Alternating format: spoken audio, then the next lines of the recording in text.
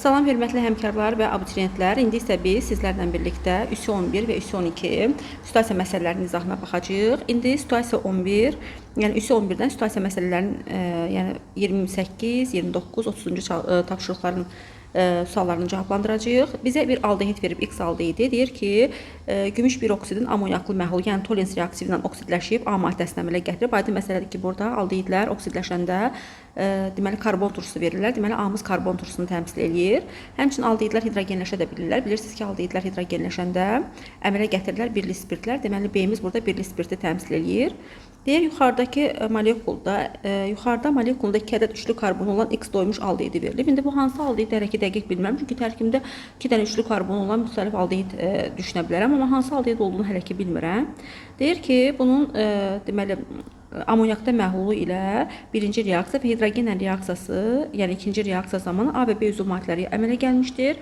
AB reaksiyasından isə Y üzv maddəsi əmələ gəlmişdir. Bilirik ki, A-mız turşu, B-miz də spirtdir. Aydın məsələdir ki, üçüncü reaksiyada, yəni A turşusu ilə B spirtinin reaksiyasından üçüncü reaksiyada biz buradan mürəkkəb efir əldə edəcəyik və deyir ki, birinci, ikinci reaksiyaların hər birindən 2 mol X sərf olunmuşdur. Yəni birinci reaksiya, yenə deyirəm, aldehidin oksidləşməsindən turşunun əmələ gəlməsini təmsil edir. A-mız turşunu verəcək. B-miz isə bizə nə verəcək? Təbii ki, spirt verəcək. Və sonra da deyir ki, hərəsindən deməli 2 mol birinci reaksiya üçün də, yəni turşunun əmələ gəlməsi üçün də 2 mol X götürmüşük. Həmçinin spirtin əmələ gəlməsi üçün də 2 mol X götürmüşük. Başqa cür desək 2 mol aldehid, 2 mol turşu verir, 2 mol A maddəsini verir.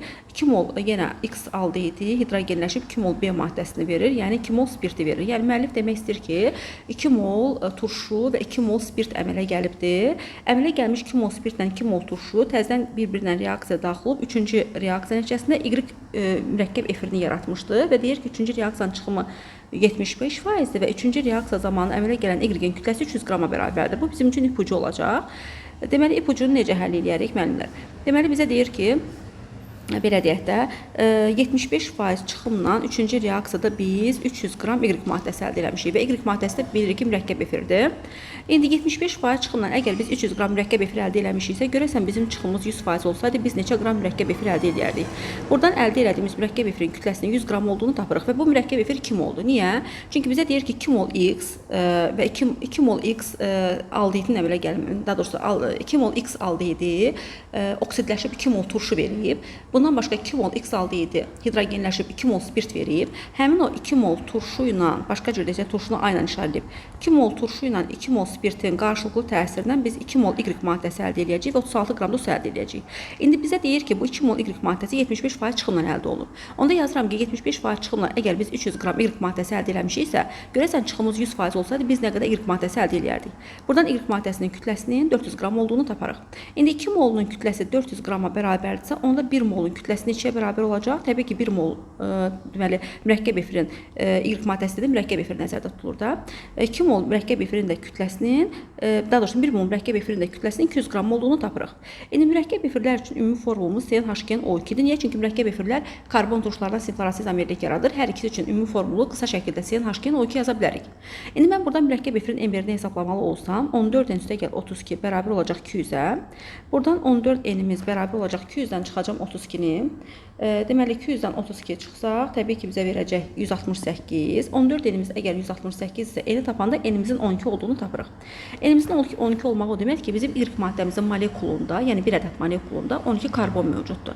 Əgər bunun bir ədəd molekulunda 12 karbon varsa, bu 6 karbonlu turşu və 6 karbonlu spirtdən deməli yaranıb. Bu deməkdir ki, bizim həm spirt tərəfimizdə, həm də turşu tərəfimizdə 6 karbon var. İndi deyirsiniz nəyə görə? Çünki bu spirtlə bu turşu hardan yaranıb? Aldehiddən yaranıb. Aldehidin oksidləşməsindən turşu yaranıb, aldehidin hidrogenləşməsindən spirt yaranıbdır.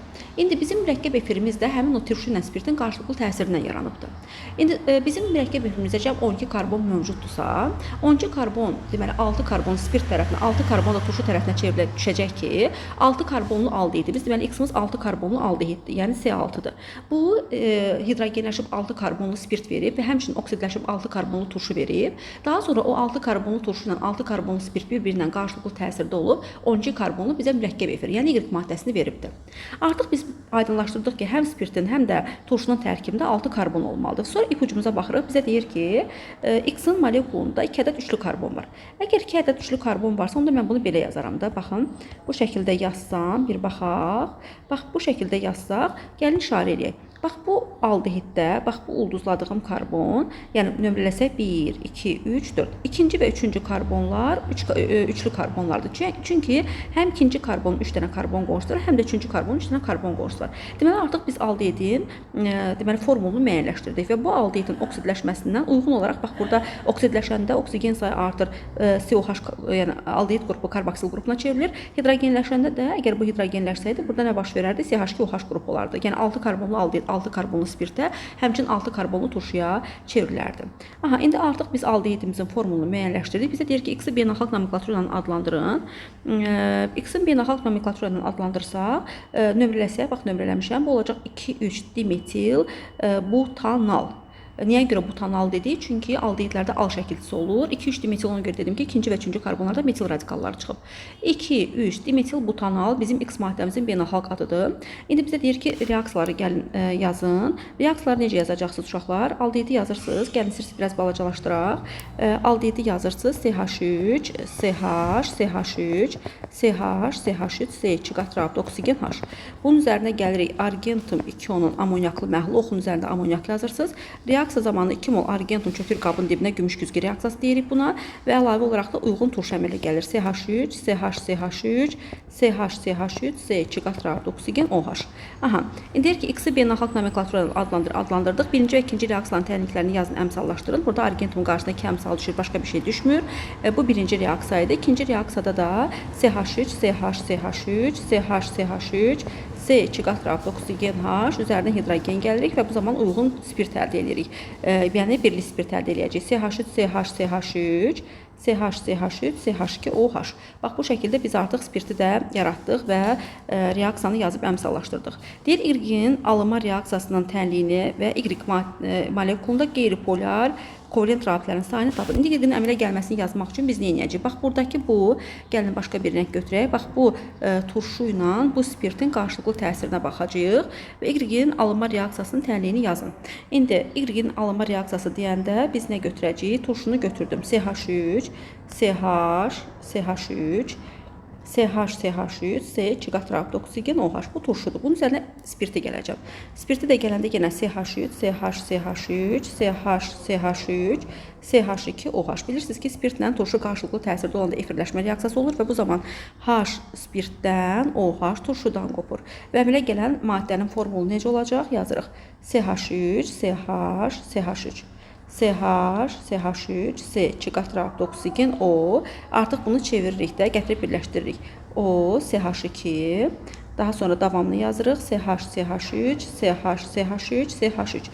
Və bu şəkildə biz mürəkkəb efiri əldə etmiş olduq. Baxın, istəsəz saysaz görəcəksiniz ki, burada neçə karbon var? 12 karbon var. Baxın, 1, 2, 3, 4, 5, 6, 7, 8, 9, 10, 11, 12.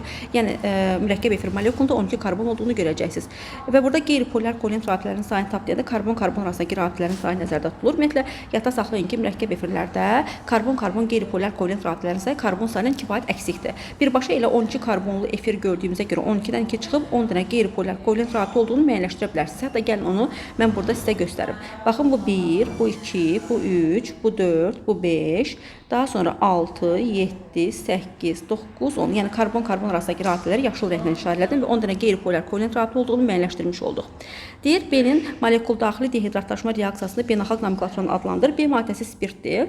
Spirtin molekul daxili dehidratlaşmasını bizdən soruşur. Baxın, spirti də istəyirsiniz biraz da balacalaşdıraq bunu. Spirti necə yazmışdıq? CH3, CH, CH3. CH, CH3, CH2, OH. Bu molekul daxili dehidratlaşanda bilirsiniz ki, OH qopan karbonun sağına soluna baxırıq.